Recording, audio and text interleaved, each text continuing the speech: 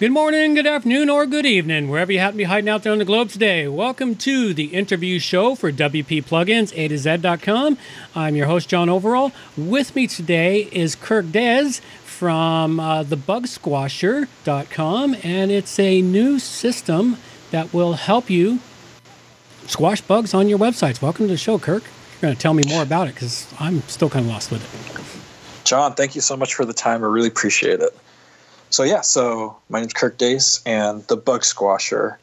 I guess I'll tell you this story, and it's a story that if you've ever worked on a website in any capacity, you have your own horror story, kind of similar to it. So we'll all share some tears and laughs. Oh, absolutely. Yeah. So the Bug Squasher started off a little under a year ago. We had a client. She was an older lady in her 70s. She wasn't that tech savvy. She understood the concept of powering up the computer and sending out an email. Mm-hmm.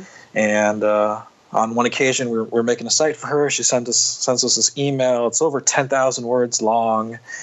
Wow. And I'm just like, oh, Jesus. No spaces, of course. And I'm just reading through this email, and she's pissed. This was a passionate email. I'm going through it, and I'm like, what's the problem? Of course, the problem's like somewhere in the middle where it says, can you just change this image?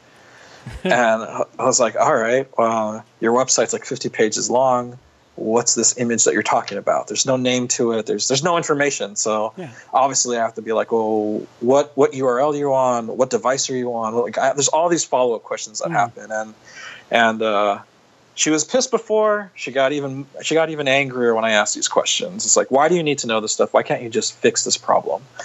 And that was the birth of the Bug Squasher. So I started thinking, I wish there was a way to streamline communication on a whole new level where when we work with clients, they could just take a screenshot of a website bug and it would live on this dashboard, and it would tell me their IP address, what browser they're on, if they're on desktop or mobile, the URL, and they could even put in some notes like, hey, I need you to change the image as an example. They could put in the urgency level.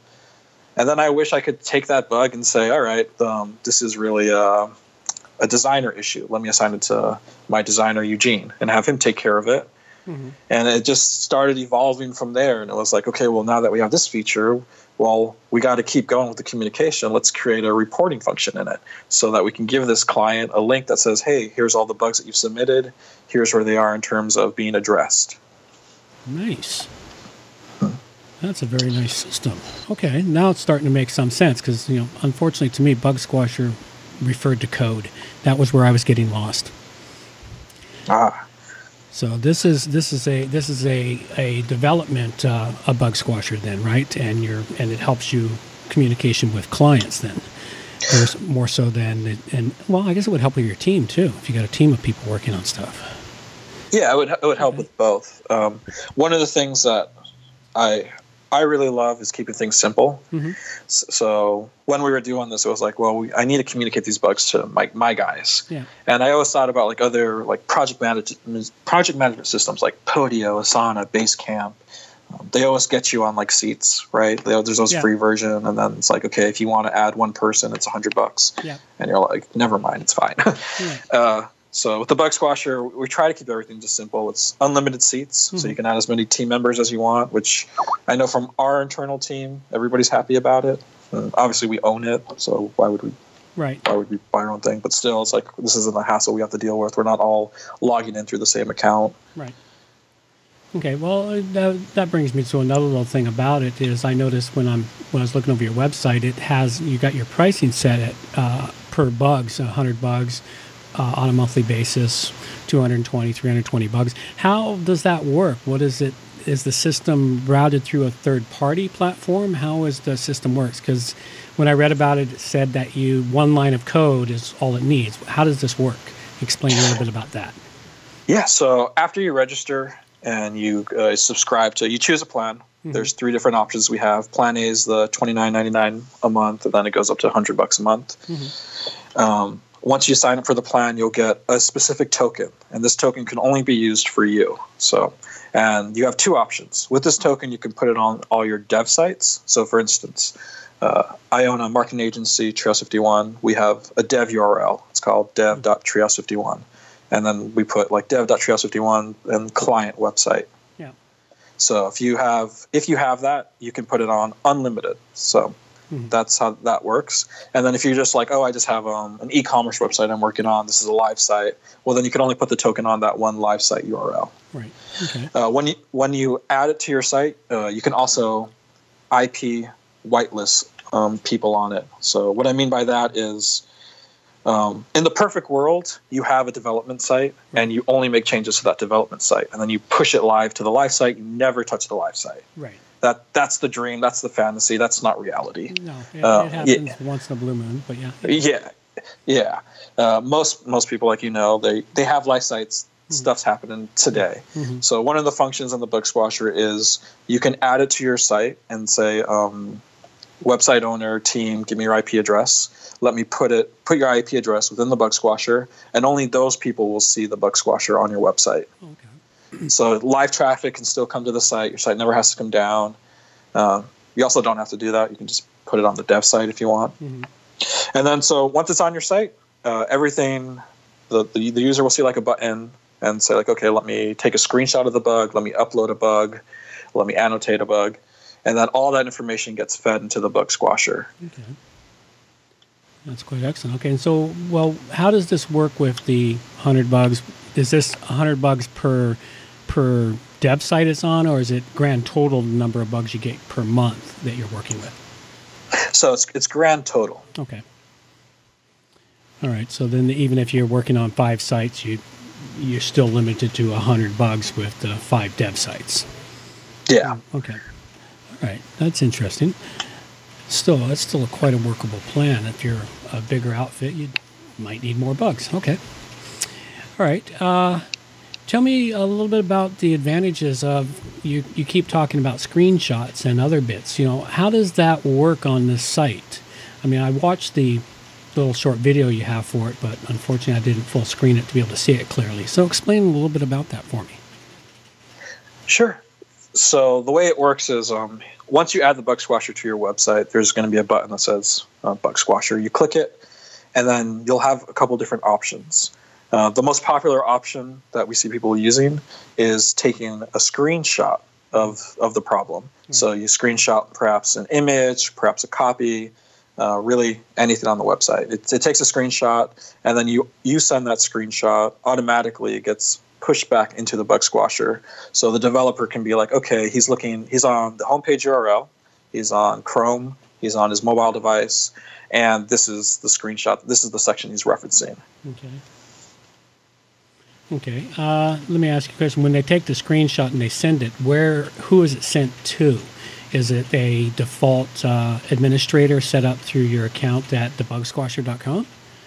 Yeah, so when you register, whoever registers on the Bug Squasher, that's who it goes to. Okay. So, for instance, if you're my client and I'm the developer, right, and I have a Bug Squasher account, I would say, hey, John, use this to report bugs. And you'd say, okay, cool. You would do that, and then all those notifications would get sent to me because it's my account. And then I have the option to share the report with you. Mm-hmm. And within the report, there's a ton of information that you can provide them, and all of it's optional. So you don't have to give the client everything that's going on. You can say like, oh, I just want to show them these 3 fields. Okay. That's interesting. Now I got another question here. It just occurred to me. Let me say, for example, I've been working with a client in a live site, and we've just been working out some issues with it. We finish it off. Is that token now transferable to another website? It's not. It only works on Yale. So what I mean is, like, if I'm done with it and I take it off that website, can I move it to a new website, or do I have to close the account and reopen a new one? You don't have to close the account, so all of your information will be in there. Yeah. You will have to get a new token, though. Oh, you so get the token. Okay. Yeah, the way that it works is for security, so that somebody's not like, okay, I'm gonna buy 1,000 of these and put them on 1,000 websites. So you can't do that. We have like security measures in place. Mm-hmm. You would have to, in that scenario, you would have to get token 1, mm-hmm, which only works for that one site. Okay. And then you finish that project and you're like, okay, now I have this other site. You would have to get another token for that. Okay, that's the point I was getting to. Yeah. The point I was getting to is, like, I finished one project, they don't need me anymore, I'm no longer working with it, I want to pull the Bug Squasher off the site because it's no longer valid, and then I want to move on to the next project. So you'd get a new token to move on to the next project. Right. Okay. No. And then on the back end of the bug squasher, there's like a dashboard that says, for instance, I want to upload. You can manually upload a bug on the bug squasher, so you can say, okay, this bug's for Trios 51, and you can select that site. Mm-hmm. Okay, so you can set up multiple sites in the dashboard area then. Okay. Mm-hmm. Well, this is a very nice plugin, and so this is something brand new. You haven't fully launched it out to the world yet? We actually just went live about 2.5 weeks ago. Okay. So we've been in production for about 10.5 months, so just under a year. We tested it on a few of our clients, our Trios 51 clients. We tested on a few of them, got some feedback from them. And then we got to the stage where we were like, I think it's time. Let's start telling people about it. We've made some videos on YouTube, some fun videos, and doing some article creation and reaching out to people like you who have podcast shows who'd be interested in this. Oh, absolutely. This is definitely something interesting. We'll even bring it forward in the regular WP Plugins show. The main show is reserved strictly for plugins to websites. Very cool. So yeah, so we've been doing that, and then we've also been talking about what's the future going to hold. Yep. So we had really great feedback from the clients we beta tested it on, where they were like, this is exciting. I think also they're like, Kirk, I'm really happy I don't have to Skype you anymore. I can just take a screenshot. It's just easier for everybody. Yeah. And so that got me thinking. I was like, man, this is easy. We're in the business of making communication easy. Mm-hmm. But can it be easier? So it can. And later this year, we're going to release this new function. It's going to be a Chrome extension where the user can just hit record, and then it'll visually record what the issue is. So they won't even have to screenshot it, won't even have to write anything. They'll have a video, and we can see what the problem is. I think that will be appealing for like the older clients who are still not so tech savvy, who are just like, can I just tell you this? You'd be amazed how many of the younger clients aren't tech savvy either, so it's all good. Yeah, that's true too. I mean, how many times have you gone through like somebody sent you a problem and you're like, okay, let me replicate that problem. Yeah. And wouldn't it be nice if it was like just recorded, like here's what the problem is, like, oh, okay, I see what it is. I had that with a client yesterday. They sent me the problem. I couldn't replicate it, but they're still complaining. It's like, it's not me, man. It's not the site. I swear. Yeah. Yeah. So, yeah, I understand that full well. It happens where they've got something at their computer or device, and by gathering this information, it helps to diagnose the issue quite nicely. Okay, and that's quite excellent. So, this thing definitely has some futures in it, now that I understand it a little clearer. Yeah, cool. Thank you. Yeah, I think that's so important, too, like from my own experience. We've worked with clients around the U.S., and just that, you said it perfectly, diagnose the issue. Yeah. It's there's like, when a problem comes in, it feels like there's this checklist that we have to go through, that every developer has to go through, and it's like it just sucks up time and resources. And some clients are cool about it; they give it to you, but some are just like, some are climbing all over you, blaming you for the problem when it's not you. Yeah. With that story of the older lady, the issue actually was. She was on Internet Explorer, and nobody on my team was bothering Internet Explorer. We were like, "Is this Firefox?" You don't think about the unused browsers, or someone who might have an older computer or an older phone, or using some obscure device that you just hadn't thought about in development, and the vast majority of the people hitting their website would never use that. So, and that comes to those problems. So, this is great. All right. Yeah. Well, thanks a lot, Kirk. I really appreciate everything you've presented to us today. I'll definitely get this one up. Now, you mentioned in contact here that you had some exclusive offer you wanted to offer up to our listeners here. Yeah. So if you guys use the promo code Overall, capital O, and then one word, John Overall. Okay. So Overall, yeah, you will get 20% off your first month. Okay. First month. All right. Excellent. So that's use the code word Overall with a capital O and get 20% off the first month. And I'll make sure to mention that in the next live show for the WP Plugin Show, which happens first Monday of every month. And then I will add it into the pre-recorded shows for all of June. Awesome. One more thing I wanted to throw in that I forgot to mention was we started the Bug Squasher to be a WordPress plugin. But it's now at the stage where it functions on any type of framework. Now there's something excellent. Not sure how many people listen to my shows that aren't WordPress users, but this is always a benefit to them, to those that will be. All right. So this is the point where you get to tell everyone where they can go look at it and order it. Yeah. So if you are interested in the Bug Squasher, all you have to do is go to thebugsquasher.com. All right. And from there, just check out the plans. If you want to get in contact with me, there's a contact button on top. All of that goes to our internal team. So if you're like, hey, I want to talk to Kirk, they'll tag it. The guys will be like, Kirk, this is for you. Yep. So they're pretty good about giving me work. Excellent. It's always good when the people working for you make sure you're working just as hard, if not harder. Exactly, yeah. All right. Well, thanks a lot, Kirk. I really appreciate your time, and don't go away.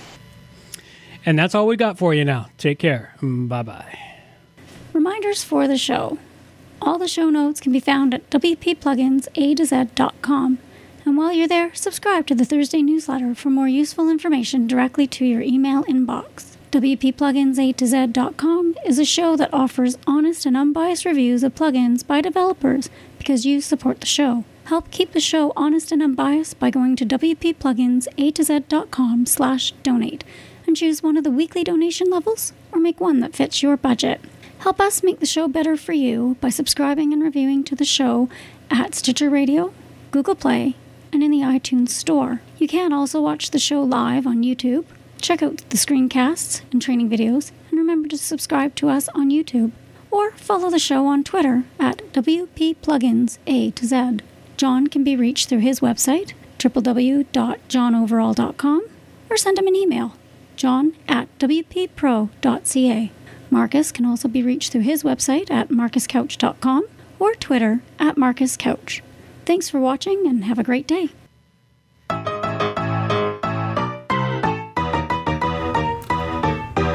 Thanks for listening to the show. This show is copyright by johnoverall.com. So until next time, have yourselves a good morning, good afternoon, or good evening, wherever you happen to be out there on the globe today.